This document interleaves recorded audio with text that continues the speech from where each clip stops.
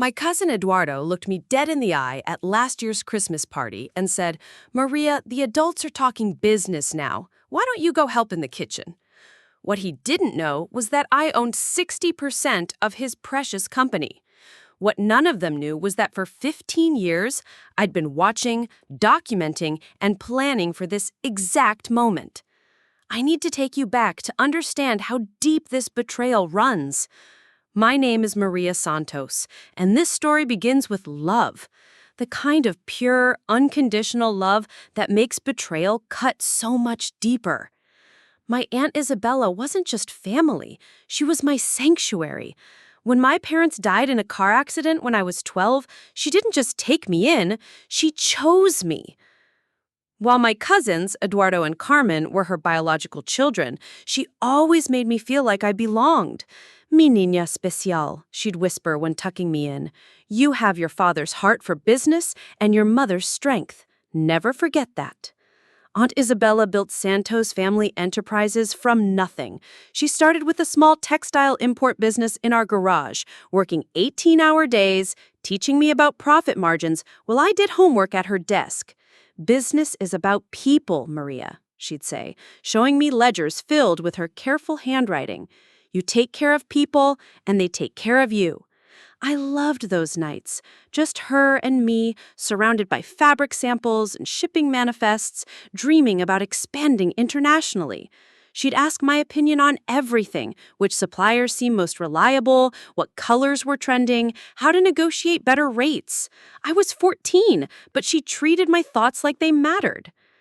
Eduardo and Carmen, they were too busy with their social lives to care about the family business. Eduardo was the star athlete, Carmen was the popular girl. They'd roll their eyes when Aunt Isabella tried to include them in business discussions. "Mom, that's so boring," Carmen would whine. "Just hire people to handle that stuff." But I was there. Every weekend, every school break, every summer, learning, growing, falling in love with the work that consumed Aunt Isabella's life.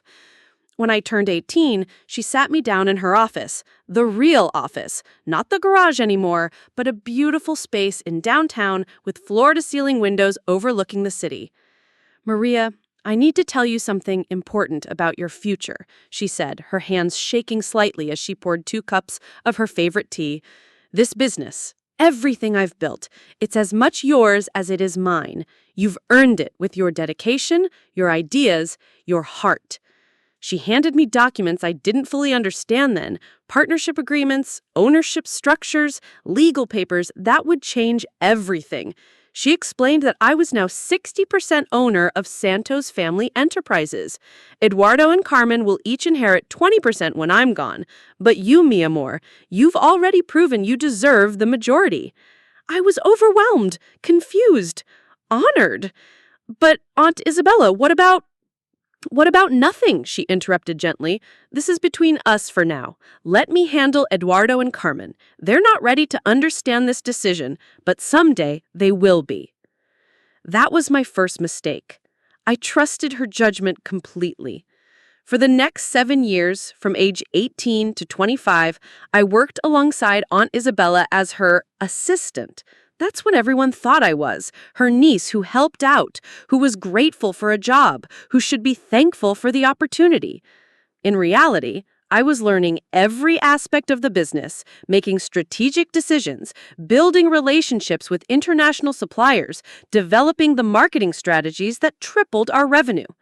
But to Eduardo and Carmen, I was just little Maria, the orphan cousin who lived in their house, who should be grateful for scraps. The first real humiliation happened at a client dinner when I was 22. We were meeting with potential investors from Germany, and I had spent weeks preparing the presentation, crafting the financial projections, researching their market preferences. Aunt Isabella was fighting a bad flu, so she asked me to lead the meeting. I arrived at the restaurant in my best suit, carrying the portfolio I'd meticulously organized. Eduardo and Carmen were already there, laughing with the German executives. "Oh, Maria," Carmen said with fake sweetness when she saw me. "Thank goodness you're here. Could you ask the waiter to bring more bread and maybe see if they have any decent wine? The Germans are very particular." She thought I was the restaurant staff. I started to correct her, to explain that I was there for the business meeting, but Eduardo cut me off. Maria, seriously, we've got this handled. This is a big boy conversation about serious money. Why don't you head home and tell Mom we've got everything under control? The German executives looked confused. One of them, Herr Mueller, checked his notes. Excuse me, but we were told we'd be meeting with Maria Santos. She prepared the excellent market analysis we received. Eduardo's face flushed. Oh, that's just... Maria helps with some of the paperwork, but I'm the real business mind in the family. He laughed nervously. You understand, she's family, so we let her play around with numbers sometimes. I stood there watching Eduardo take credit for months of my work, listening to him stumble through answers to questions he didn't understand, seeing the Germans' growing disappointment as they realized they weren't meeting with the strategic mind they'd expected. That night, I went home and cried in Aunt Isabella's arms. Why didn't you tell them? Why do I have to pretend to be something I'm not? She stroked my hair, and I could see the pain in her eyes. Soon, mi niña, soon, they'll have to see who you really are. But if I tell them now, while they're not ready, it will destroy our family. Give me time to prepare them. I believed her. I loved her too much not to. But it got worse. The family gatherings became exercises of endurance. Every birthday, every holiday, every celebration became an opportunity for Eduardo and Carmen to remind me of my place. They'd introduce me to their friends as our cousin who helps out with the business, never as a partner, never as someone with actual authority. At Eduardo's engagement party, his fiancée asked me what I did for work. Before I could answer, Eduardo jumped in. Maria's like our personal assistant. She's really good with filing and organizing stuff. It's perfect for her, not too stressful, and she gets to feel useful. His fiancée smiled politely. That's nice that your family takes care of you like that. Takes care of me, like I was a charity case. Carmen was worse because she was subtler. She'd ask me to help at family events by serving drinks, cleaning up, running errands. Maria's so good at this stuff, she'd tell guests. She has such a servant's heart. Always with that patronizing smile, always making it sound like she was complimenting me. But the breaking point came at Aunt Isabella's 65th birthday party. It was a big celebration. All our extended family, business partners, community leaders. She had specifically asked me to give a speech about the company's future, knowing I had been developing a 5-year plan to establish us as the premier textile importer on the West Coast. I spent weeks writing that speech, coordinating with our suppliers, creating visual presentations that would showcase our growth potential. This was my moment to finally step out of the shadows, to show everyone who I really was in this business. 20 minutes before my scheduled speech, Carmen pulled me aside. Maria, honey, we need to talk.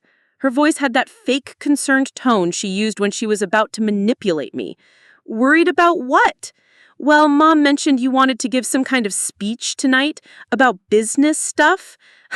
She laughed softly. Sweetie, you know how these people are. They're expecting to hear from family, from people who actually run the company. It might be embarrassing for you to get up there and, well, you know. Know what? You're not really a business person, Maria. You're support staff. There's nothing wrong with that. It's honorable work. But these investors and partners, they want to hear from the real decision makers. Eduardo appeared beside her, nodding gravely. We just don't want you to embarrass yourself or Mom. You understand, right? I felt something break inside me at that moment. Not crack, break completely. What are you saying? We're saying maybe you should let the adult handle the business talk tonight, Eduardo said. But hey, the caterers could probably use some help in the kitchen. You're always so good at that kind of thing. I looked across the room at Aunt Isabella, who was laughing with some business associates, completely unaware of what her children were doing to me. I thought about all those nights we spent planning together, all the strategies I'd developed, all the relationships I'd built with suppliers and clients. You want me to serve at my own company's celebration, I said quietly. Your company? Carmen's laugh was sharp. Oh, Maria, Honey, this is a family business. Santos family. You're Santos by adoption, which we love. But let's be realistic about what that means.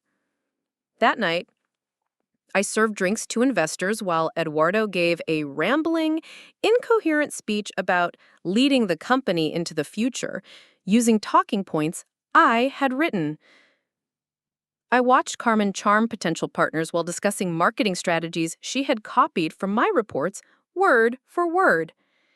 And I watched Aunt Isabella's face fall as she realized what her children had done, but it was too late to fix it without causing a scene. After everyone left, she found me cleaning up in the kitchen, because that's where I belonged, apparently. Maria, mi amor, I'm so sorry. I didn't know they would. Stop, I said without looking up from the dishes I was washing. Just stop. Tomorrow we'll fix this. I'll call a family meeting and explain everything. They need to know about your ownership, about your role. No! I turned to face her, and she stepped back at whatever she saw in my expression. Don't you dare tell them now. Not like this. Not as damage control because they humiliated me. Then what do you want me to do?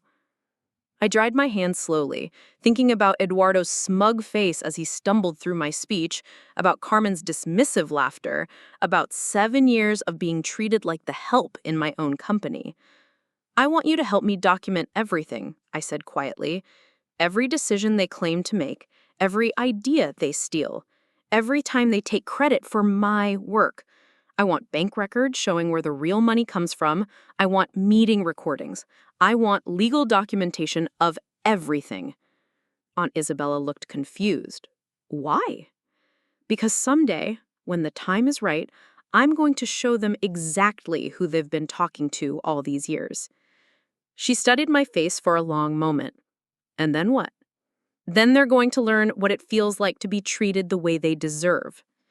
What happened next wasn't a dramatic confrontation or a sudden explosion of anger.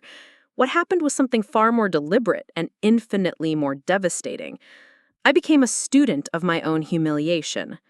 For the next 8 years, 8 long, careful years, I documented everything while playing the role they had assigned me. But now I played it with purpose.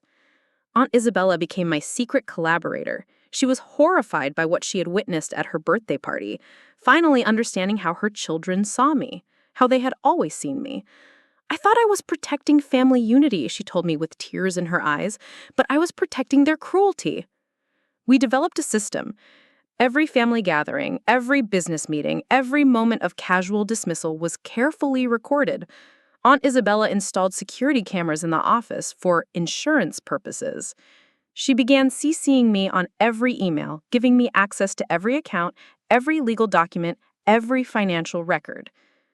Most importantly, she started recording conversations. The first recording that broke my heart was from a Christmas dinner when I was 26. I was in the kitchen, where else, preparing dessert when I heard Eduardo and Carmen talking in the dining room. I honestly don't know why Mom keeps Maria around, Carmen's voice came through clearly on the audio. I mean, I get that she feels guilty about the whole orphan thing, but Maria's almost 30. Shouldn't she be finding her own life by now? She's useful, though, Eduardo replied. She does all the boring paperwork stuff, and she never complains when we give her the grunt work. Plus, she works for basically nothing because she thinks she's part of the family, he laughed. It's actually brilliant when you think about it. True. Free labor is free labor. And she's so grateful for everything. Remember when she thanked me for letting her organize the filing system? Like, that's literally her job. The best part is she actually thinks she understands the business. Like when she tries to make suggestions in meetings. It's cute how she thinks her opinion matters. Should we be worried about Mom leaving her anything in the will? Carmen asked. What, like money? Please. Maria gets a roof over her head and a paycheck. That's more than most people get for being an orphan. Besides, she's not real family. She's like a long-term house guest who's useful to have around. I listened to that recording dozens of times, each word carving itself deeper into my memory. They didn't just disrespect me. They truly believed I was beneath them, that I should be grateful for their scraps. But the most damaging recording came from a business dinner I wasn't invited to. Aunt Isabella had started a policy of recording all client meetings for training purposes, and this particular meeting included some potential investors from New York. The investors were asking detailed questions about our expansion strategy, questions I had spent months researching and preparing answers for. Eduardo was fumbling, giving vague responses that made it clear he didn't understand the complexities of international import regulations. Finally, one of the investors said, "Your business plan mentions some innovative supply chain solutions. Who developed those strategies?" There was a pause. Then Eduardo's voice, "Well, that would be me. I've been working on those concepts for years." The financial projections are quite sophisticated, another investor noted. The risk analysis in particular shows real expertise. Again, that's my work, Carmen chimed in. I've always had a head for numbers. What about this Maria Santos listed as a contributor on several reports? I held my breath listening to the recording. Eduardo laughed. Oh, Maria, she's how do I put this diplomatically? She's family, so we let her help with data entry and basic research. She's very thorough with the simple stuff, but the real strategic thinking comes from Carmen and me. She types things up for us, Carmen added. Formats documents, that kind of thing. Very reliable for administrative support. The investors seemed satisfied with that explanation, and the meeting continued with Eduardo and Carmen taking credit for every innovative idea I had developed over the past 3 years. That recording became my North Star. Every time I felt weak, every time I considered confronting them directly, I would listen to it again and remember exactly how they saw me. But documenting wasn't enough. I needed to understand the full scope of their deception, and that meant investigating the financial side of things. What I discovered was staggering. Working with Aunt Isabella, I traced every major business decision over the past decade.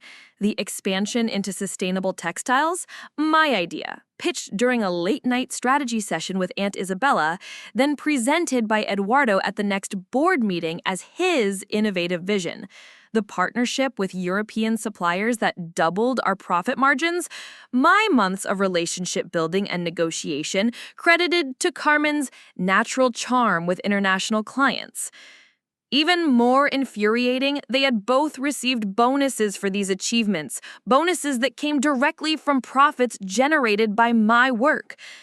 But the financial investigation revealed something else.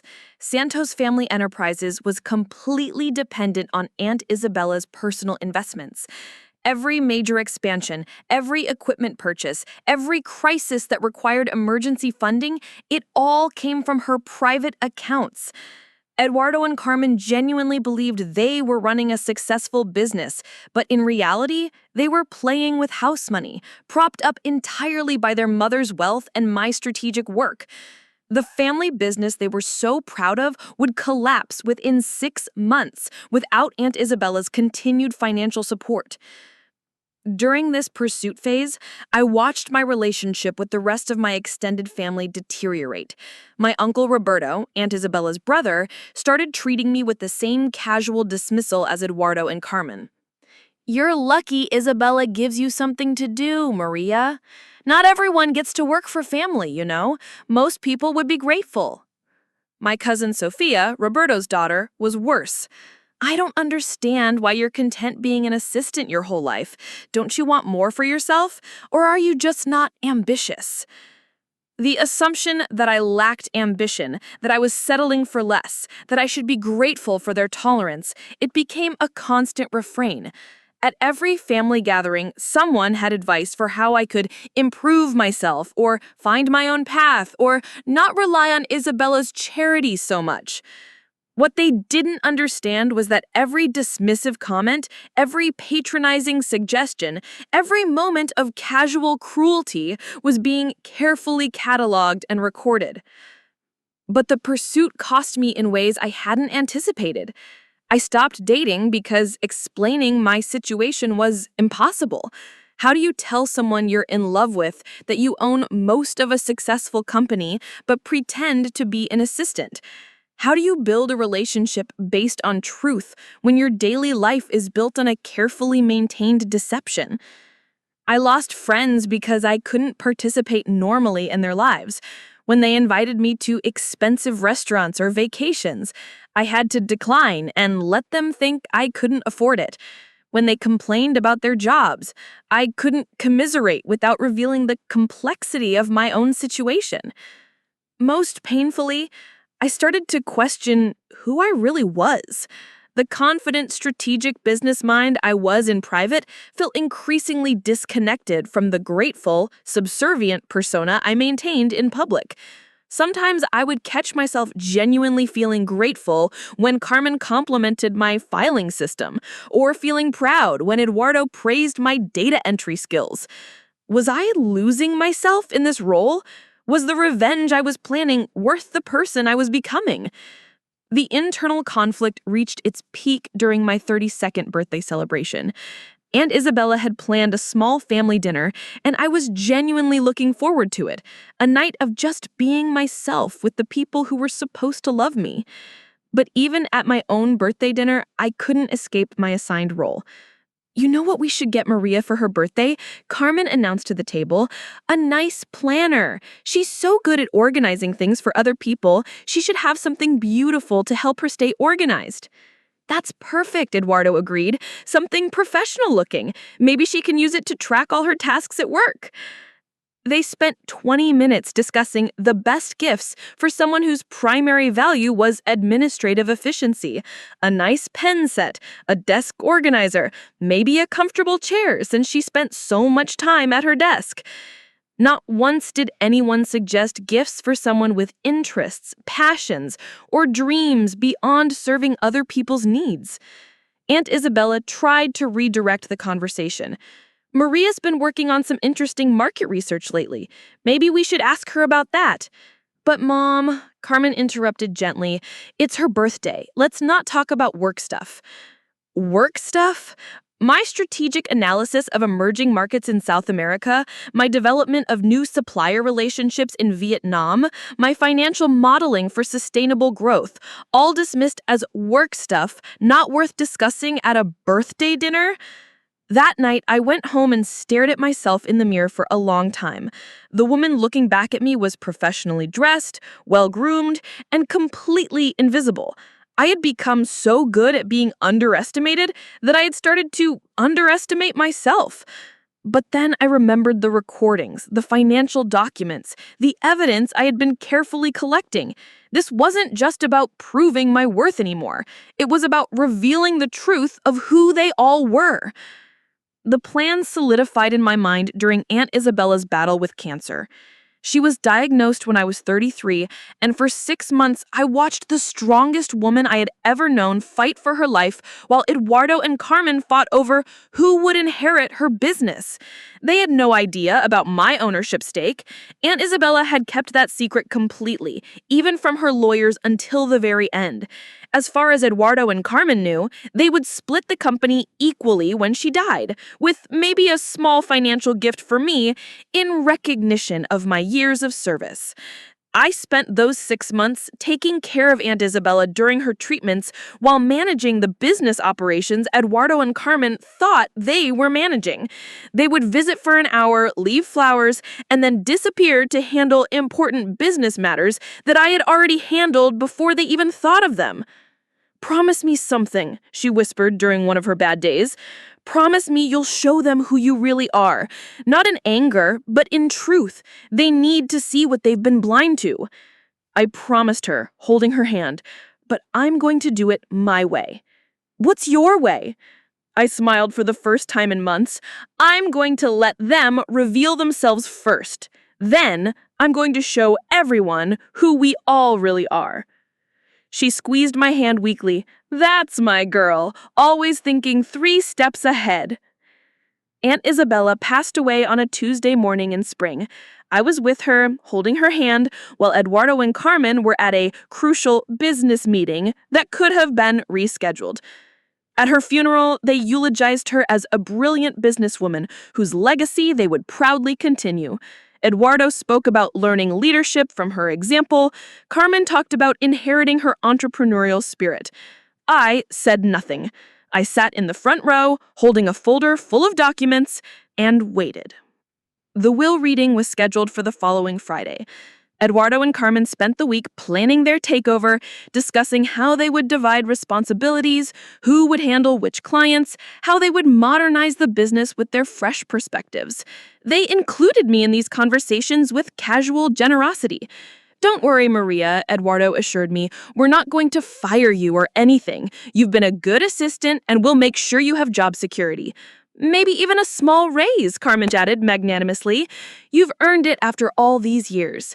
They had no idea they were about to learn the difference between charity and ownership. The annual Santos Family Enterprises celebration was held every May to commemorate the company's founding. This year, it fell just 2 weeks after Aunt Isabella's funeral. Eduardo and Carmen decided to proceed with the event as planned. "It's what Mom would have wanted," Carmen declared. "She always said the celebration was about family legacy." They transformed it into a combination memorial service and leadership transition announcement. They had planned to use the event to formally introduce themselves as the new co-owners of the company, to announce their vision for the future, and to honor Aunt Isabella's memory by showing how well her children would carry on her work. They had sent invitations to all our major clients, suppliers, extended family, and business partners. They had arranged for professional videography to document this important milestone. They had even set up a live stream for remote attendees who couldn't join in person. Most importantly, and they had no idea how important this detail would become, they had scheduled the will reading to happen during the celebration. "It's more efficient this way," Eduardo explained. "We can handle the legal formalities and then celebrate our new beginning all in one event." I arrived at the venue early, carrying a small leather portfolio that contained 8 years' worth of carefully documented evidence.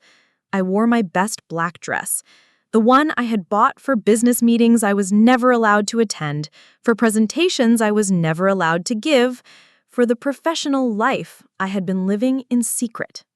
The venue was beautiful. Carmen had excellent taste in event planning, I had to admit. Elegant floral arrangements, professional lighting, a stage where Eduardo and Carmen would make their announcement. Everything was perfect for the kind of dramatic revelation I had been planning for nearly a decade. Eduardo found me arranging some paperwork near the registration table. "Maria, you look very professional today," he said with what he probably thought was kindness. "Are you excited about the changes coming to the company?" "I'm excited about a lot of things happening today," I replied truthfully. "Good, that's the spirit. You know, Carmen and I were talking, and we want you to know that we really value everything you've done over the years. You've been like the backbone of the administrative side of things." "The backbone?" I repeated. "That's an interesting way to put it." "Well, you know what I mean. Very reliable, very steady, always there when we need you." He patted my shoulder in a way that was probably meant to be reassuring, and that's not going to change just because Carmen and I are officially taking over. People began arriving around 6 p.m. I recognized many faces. Clients I had worked with directly but who thought I was just an assistant, suppliers I had negotiated contracts with who believed Eduardo was their main contact, business partners who had implemented strategies I developed but credited to Carmen. The most surreal part was watching Eduardo and Carmen work the room, accepting condolences for their mother while simultaneously promoting their vision for the company's future. They moved through the crowd with confidence, discussing plans that were based entirely on work I had done, using talking points I had developed, making promises about innovations I had designed. "We're planning to expand into South American markets," I heard Carmen tell a group of potential investors. "I've been researching opportunities in Chile and Argentina, and I think we can establish a significant presence there within 2 years." I had spent 6 months developing that South American expansion strategy. I had contacts at Chilean textile manufacturers, relationships with Argentine import specialists, financial projections that showed exactly how to make it profitable. Carmen was selling my work as her own to people who might fund it. Eduardo was doing the same thing with different groups. Our new sustainable sourcing initiative is something I've been passionate about for years, he told a reporter from the local business journal. It's about corporate responsibility and environmental stewardship. We're going to be industry leaders in ethical manufacturing. Every word out of his mouth came from a presentation I had prepared for a conference he hadn't bothered to attend. But the most revealing moment came when I overheard Eduardo talking to his fiancé's parents near the bar. "This is really Maria's night too," he was saying, gesturing toward me. "She's been with the family business for so long, working so hard in her support role. Mom always said Maria was like a daughter to her, and we want to make sure she feels appreciated." "That's very generous of you," his future mother-in-law replied. "It's nice when successful people remember to take care of the help." Exactly. And Maria's not just help, she's family. That's why we're planning to give her a little something extra in her next paycheck. A bonus for all her years of service. A bonus for managing the business they thought they owned. At 7:30, Carmen took the stage for the memorial portion of the evening.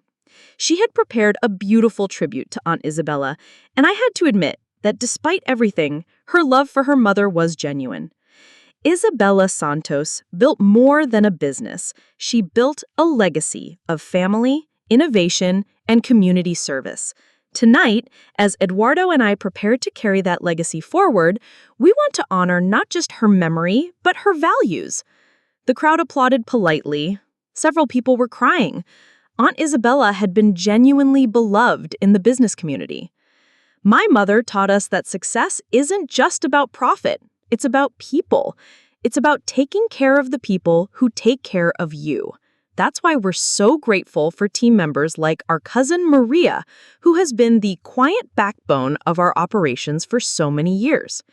She gestured toward me, and suddenly everyone was looking at me with polite appreciation.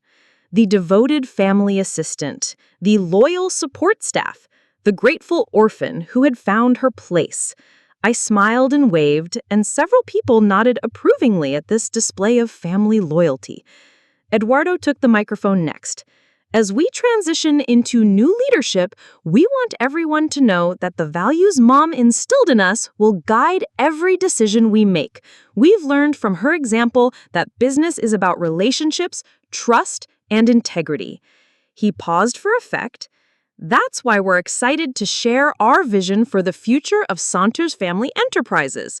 Carmen and I have developed a comprehensive growth strategy that honors our mother's principles while embracing innovation and expansion. Our growth strategy, our vision, our leadership. At 8 o'clock, the lawyer arrived. James Morrison had been Aunt Isabella's attorney for 20 years. He was a dignified man in his 60s who had helped draft every major contract in the company's history.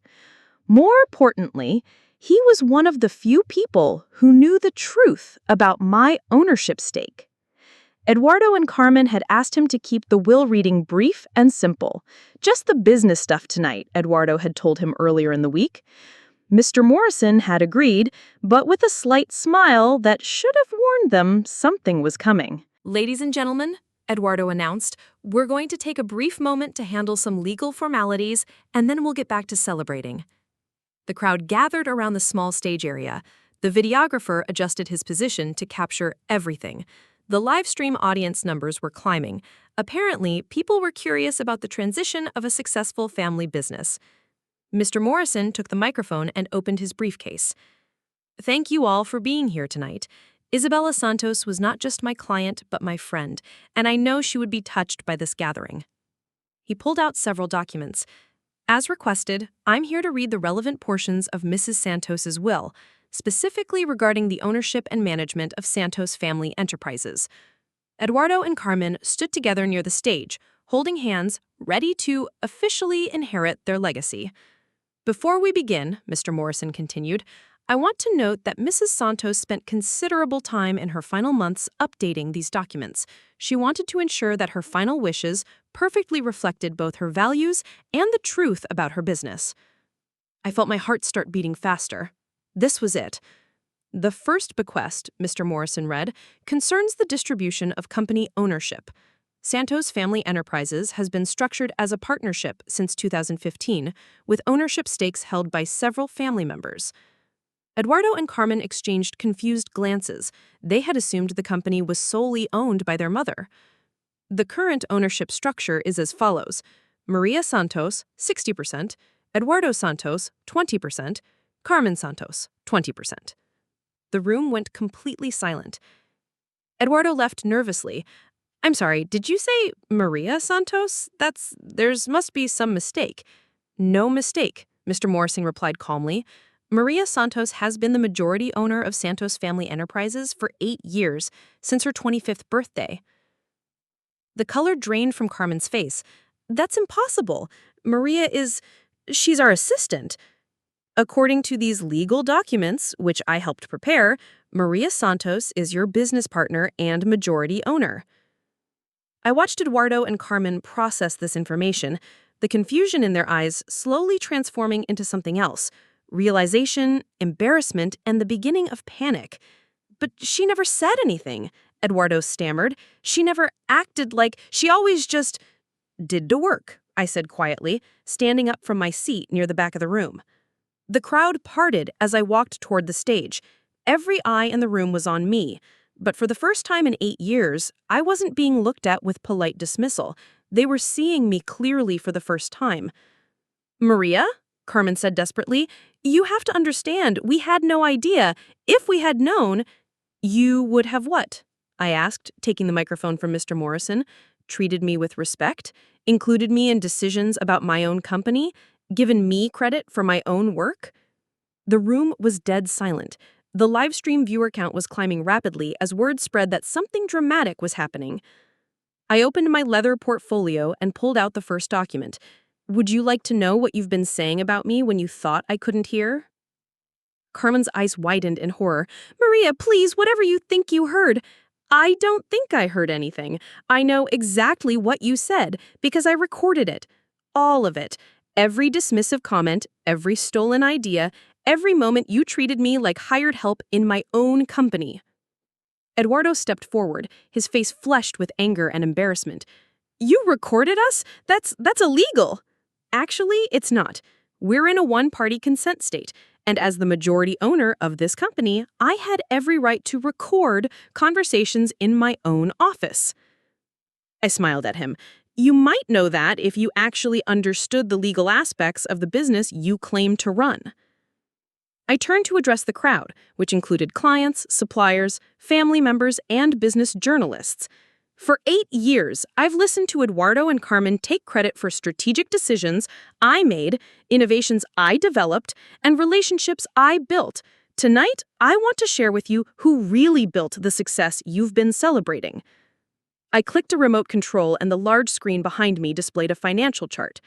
This shows the correlation between major business milestones and my actual contributions versus Eduardo and Carmen's contributions. The chart was devastating. Every significant growth period, every successful expansion, every profitable new partnership coincided perfectly with projects I had led, strategies I had developed, or relationships I had cultivated.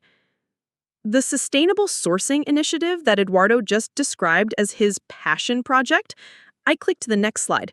Here's the original proposal, written by me, 18 months ago. Here's the email I pitched it to our mother. And here's the recording of Eduardo presenting it to this same group of investors last month as his innovative idea. I played a 30-second audio clip of Eduardo's voice. "This sustainable sourcing concept is something I've been developing for years. It really comes from my personal commitment to environmental responsibility." The room was so quiet I could hear people breathing. "The South American expansion strategy Carmen mentioned earlier tonight?" Another click, another slide. 6 months of research, financial modeling, and relationship building, all documented, all traceable to my work. Carmen's contribution was literally copying and pasting my analysis into a presentation with her name on it. Carmen was crying now, but they weren't tears of remorse. They were tears of humiliation and rage. "You're destroying our family," she said into the microphone, her voice breaking.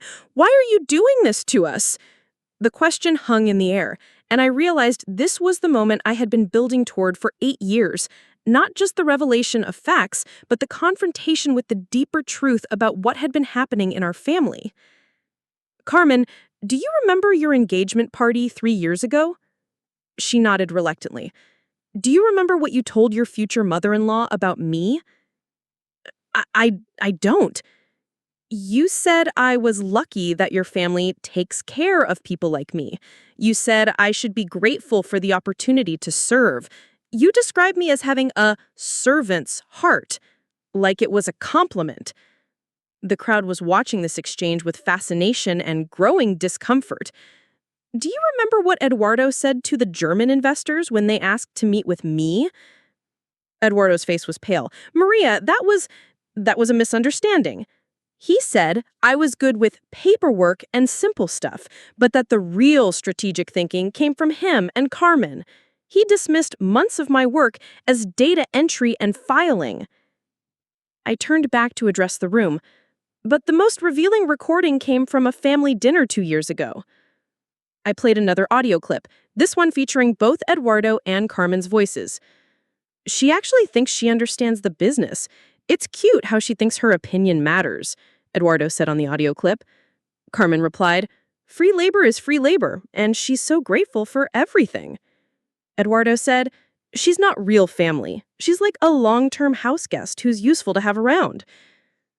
The silence that followed was deafening. I could see people in the audience exchanging uncomfortable glances, family members looking shocked, business partners reassessing everything they thought they knew about Santos family enterprises. Eduardo finally broke the silence. Those were private conversations taken out of context. What context justifies those statements? What context justifies treating your business partner, treating family like hired help for 8 years? Carmen wiped her eyes and tried to regain her composure. Maria, you have to understand our perspective. Mom never told us about the ownership structure. We genuinely didn't know. You didn't know because you never asked, I interrupted. In 15 years of working alongside me, did either of you ever once ask about my role in this company? Did you ever wonder why I knew every client, every supplier, every financial detail? Did you ever question why your mother included me in every major decision? The truth was written on their faces. They had never asked because they had never cared to know. But more than that, I continued, you both had access to the same information I did. The legal documents were always available. The financial records were transparent. You could have discovered my ownership stake at any time if you had bothered to pay attention to anything beyond your own assumptions. Eduardo's embarrassment was transforming into defensive anger. Fine, maybe we should have paid more attention to the paperwork, but that doesn't justify what you're doing right now. You're humiliating us in front of everyone we know. I'm revealing the truth, I corrected. The humiliation comes from your own actions, your own words, your own choices about how to treat people. Carmen found her voice again. So what now? You've made your point. Everyone knows you own the company. What do you want from us? It was the question I had been preparing for, the moment that would define not just their future, but mine. I looked out at the crowd. Clients who had unknowingly worked with me while thinking I was just an assistant, suppliers who had negotiated with me while crediting Eduardo with the relationships, family members who had dismissed me while celebrating Eduardo and Carmen's success.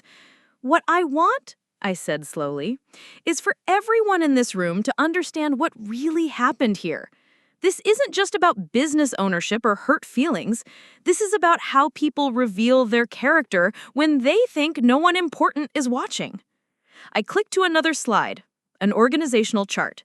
Tomorrow morning, Santos Family Enterprises will be restructured to reflect both the legal reality of ownership and the actual contributions each person makes to our success. Eduardo and Carmen exchanged panicked glances. Carmen, your new title will be Events Coordinator.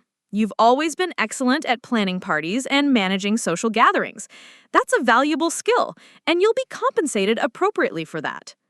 Carmen's mouth fell open. Events coordinator? I'm a business owner.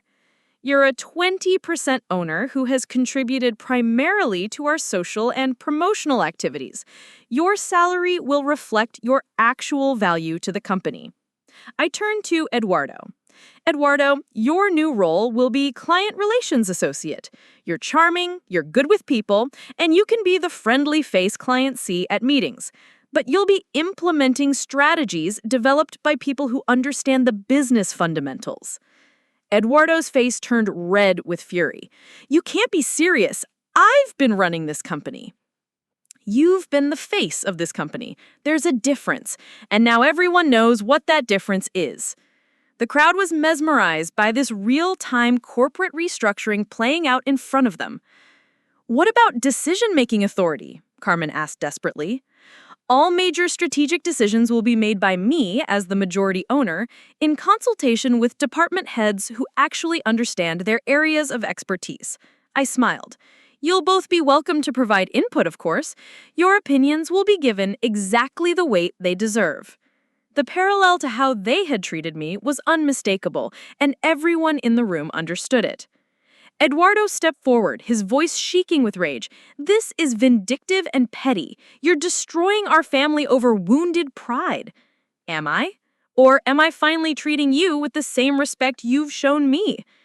I turned to address the crowd one final time.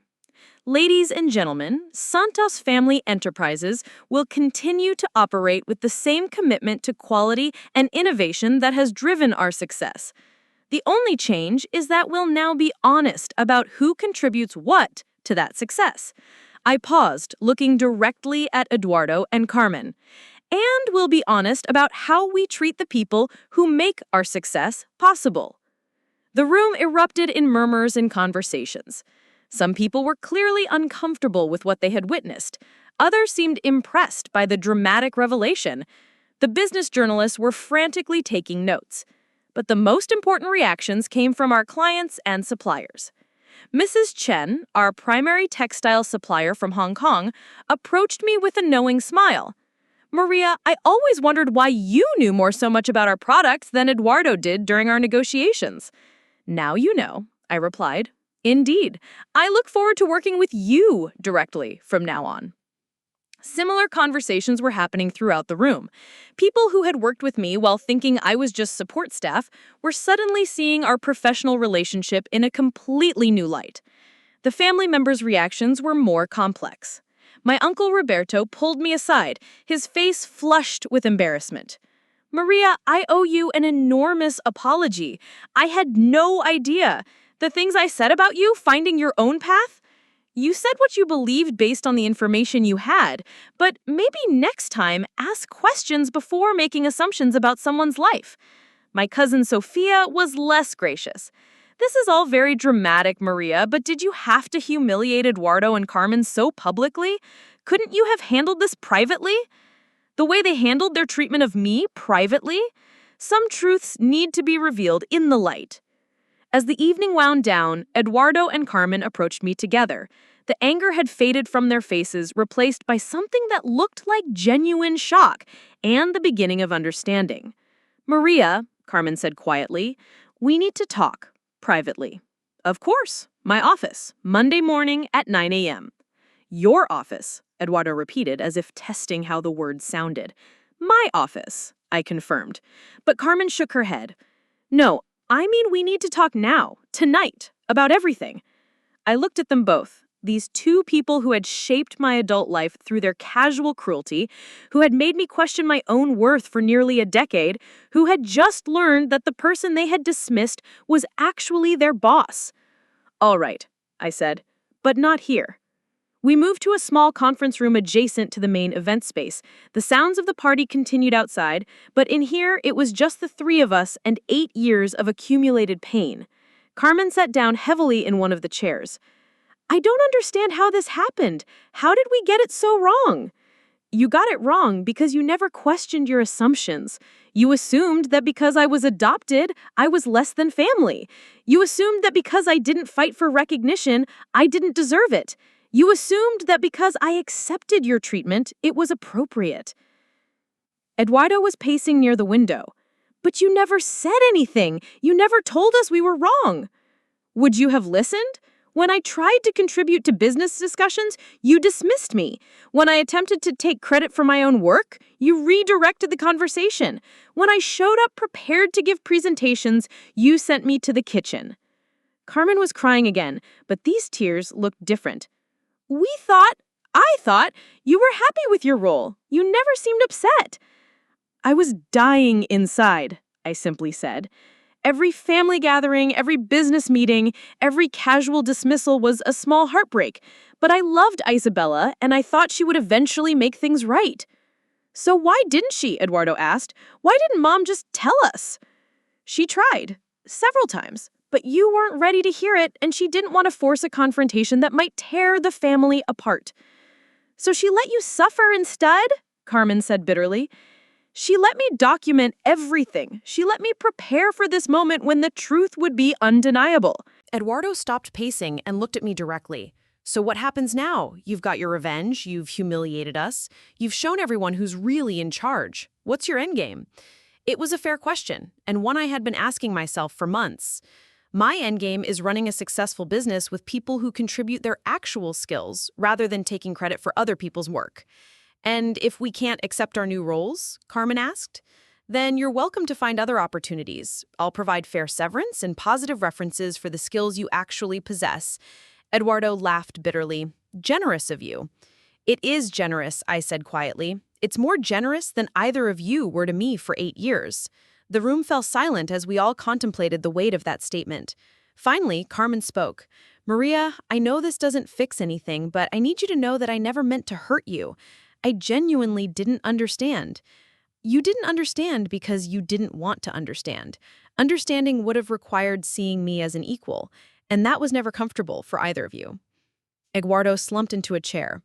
You're right, and I hate that you're right, but you are. So where does that leave us? Carmen asked. I considered the question carefully. These were still my family members. They were still on Isabella's children. And despite everything, I could see genuine remorse beginning to form in their expressions. It leaves us with a choice, I said finally. We can rebuild our relationship on a foundation of honesty and mutual respect, or we can remain family members who happen to work for the same company. What would rebuilding look like? Eduardo asked. It would mean acknowledging that your treatment of me was wrong, not just inappropriate because I owned the company, but wrong because I'm a human being who deserved respect regardless of my title or ownership stake. I can acknowledge that, Carmen nodded.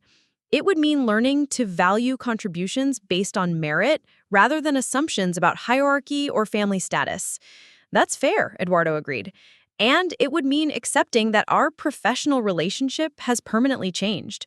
I'm not your assistant, your support staff, or your grateful cousin. I'm your business partner and your boss. The words hung in the air between us. Can you accept that? I asked. Eduardo and Carmen looked at each other, then back at me. It's going to take time, Carmen said honestly. 8 years of thinking one way doesn't change overnight. But yes, Eduardo added, we can accept it. We have to accept it. Good, I said, standing up. Then we'll start fresh on Monday morning, with honesty, with respect, and with a clear understanding of who contributes what to our success. As we prepared to leave the conference room, Carmen stopped me. Maria, can I ask you something? Of course. Do you forgive us? I looked at her for a long moment, considering not just the question, but everything that had led to this moment. Forgiveness isn't something that happens in a single conversation. It's something that's earned through changed behavior over time. Ask me again in a year, and we'll see how we've all grown. 6 months later, Santos Family Enterprises was operating more efficiently than it had ever had in its history.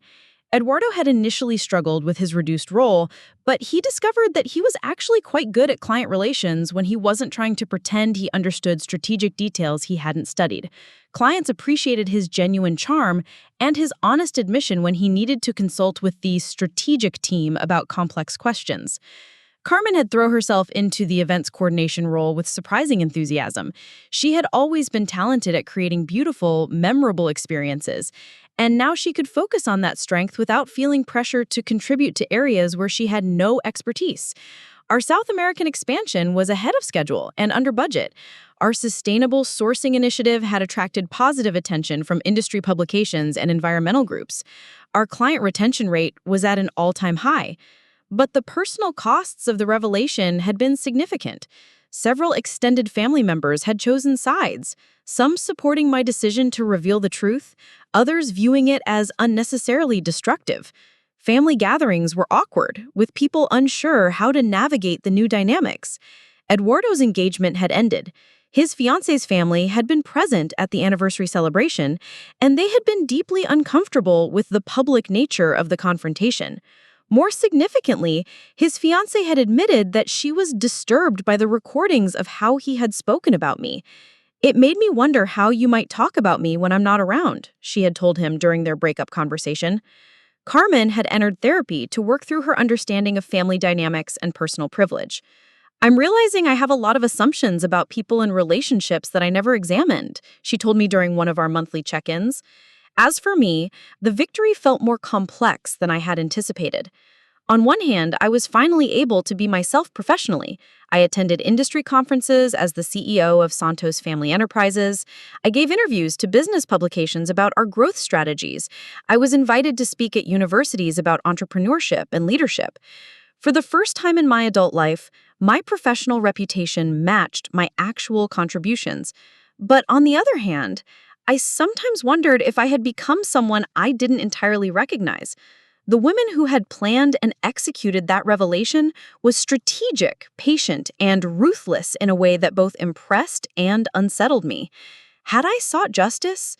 Or had I sought revenge? Was there a meaningful difference? The question crystallized during a conversation with my therapist, Dr. Rodriguez, whom I had started seeing a few months after the anniversary celebration. "Do you regret how you handled the situation?" she asked me during one of our sessions.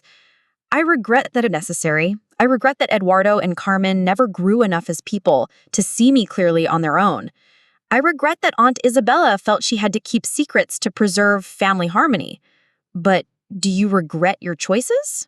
I thought about it carefully. No, I think I chose the path that revealed the most truth about everyone involved, including myself. What truth did it reveal about you? That I'm not as nice as I thought I was, but also that I'm stronger than I thought I was. Dr. Rodriguez smiled. "Those aren't contradictory things." "I know, but I'm still learning how to live with both parts of myself."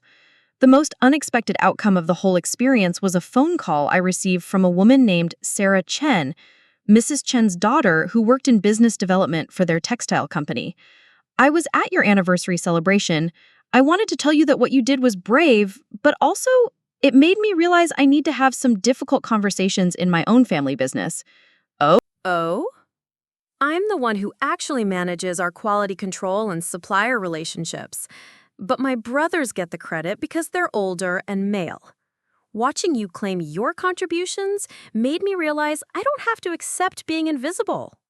Over the following months, I heard from several other women who had been inspired to reassess their own professional situations after witnessing my revelation. It was gratifying to know that the painful process of claiming my truth had helped others find the courage to claim theirs. But the most meaningful validation came from an unexpected source. Eduardo and Carmen had requested a family dinner 6 months after the anniversary celebration. Not a business meeting, but a personal conversation about rebuilding our relationship. We met at a small restaurant that had been one of Aunt Isabella's favorites, neutral territory where we could speak honestly without the weight of corporate roles. "We've been talking a lot," Carmen began, "about what happened and why it happened. And we realized," Eduardo continued, "that the problem wasn't just that we didn't know about your ownership stake. The problem was that we didn't see you as someone whose ownership stake would matter." "What do you mean?" I asked. Carmen looked uncomfortable but determined to continue. "We mean that even if we had known you owned 60% of the company, we probably would have found ways to dismiss it. Oh, Mom gave Maria ownership to make her feel included. Oh, Maria has the title, but we do the real work. The recordings you played," Eduardo added, "they weren't just about business. We talked about you like you were less important as a person, not just as a professional. I appreciated their honesty, even though it was painful to hear. So, what's changed? I asked. We're trying to change how we see people, Carmen said. Not just you, but everyone. I started noticing how I make assumptions about servers in restaurants, about administrative staff at other companies, about anyone whose role I think of as support. Eduardo nodded, and I realized I do the same thing. I dismiss people based on their job titles or their position in a hierarchy without considering what they actually contribute or who they are as individuals. It's hard work, Carmen admitted, examining your own biases, especially when they've been invisible to you for so long. But necessary work, Eduardo added. We talked for 3 hours that night, covering everything from childhood memories to current business challenges to hopes for our family's future. For the first time since Aunt Isabella's death, we felt like family members who genuinely cared about each other's well-being. Maria, Carmen said as we were preparing to leave, I need to ask you something, and I want you to be completely honest. All right? Do you think we can ever get back to being close the way we were when we were kids? It was a question I had been avoiding, even in my own mind. I don't think we can go backward, I said finally. Too much has happened, and we're all different people than we were then. Their faces fell slightly. But, I continued, I think we can build something new. Something based on who we actually are now rather than who we were or who we thought each other were. Eduardo smiled. I'd like that. Me too, Carmen agreed. As I drove home that night, I reflected on the strange journey that had brought us to this point. The shy, dismissed assistant of 8 years ago would never have imagined she would become the confident CEO who had restructured a family business and forced her cousins to confront their own prejudices. But more than that, she never would have imagined that the process of claiming her professional truth would help 3 family members learn to see each other and themselves more clearly. The revenge I had planned had been about proving my worth and exposing their blindness. The outcome had been about something much larger. The possibility of rebuilding relationships on a foundation of honesty rather than assumption, respect rather than hierarchy, truth rather than comfortable fiction. It hadn't been the ending I had originally envisioned, but it was the ending that had created the most growth for everyone involved.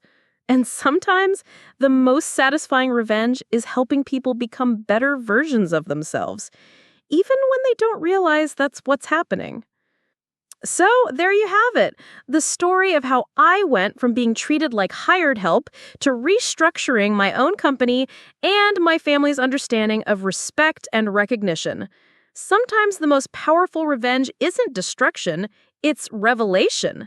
It's showing people exactly who they've been talking to all along. What's the most satisfying moment of truth you've ever witnessed? Have you ever been underestimated by people who should have known better? Drop your stories in the comments below. I love hearing about moments when people finally got to show their true worth. If this story resonated with you, please hit that like button, subscribe for more family drama and workplace justice stories, and share this with anyone who's ever felt invisible in their own life. Trust me, there are more people than you think who need to hear that their contributions matter, regardless of their title or their place in the family hierarchy. Until next time, remember, sometimes the best revenge is simply telling the truth. Thanks for listening.